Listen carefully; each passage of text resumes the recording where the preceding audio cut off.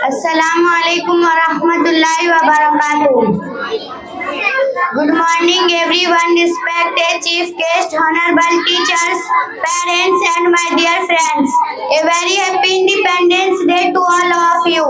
Today we stand together under the sky of a free India, celebrating 15 August, the day when our nation broke the chains of 200 years of British rule.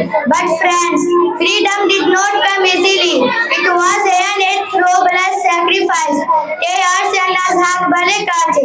Thousands of brave men and women gave their lives so that we could breathe in the free country today. We often remember like Mahatma Gandhi, Bhagat Singh, Subhash Chandra Bose, and Rani Lakshmi Bai. But let us not forget the brave Muslim freedom fighters who also gave everything for our independence.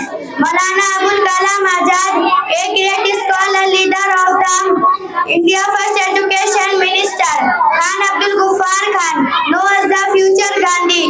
He found Gandhiji, part of non-violence and educated people across the caste.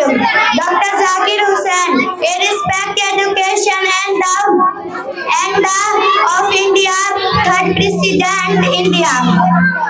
India independence is not gift and one religion, one language. It is the result of the unity and Hindus, Muslims, Sikhs, Christians all standing as one. It means no children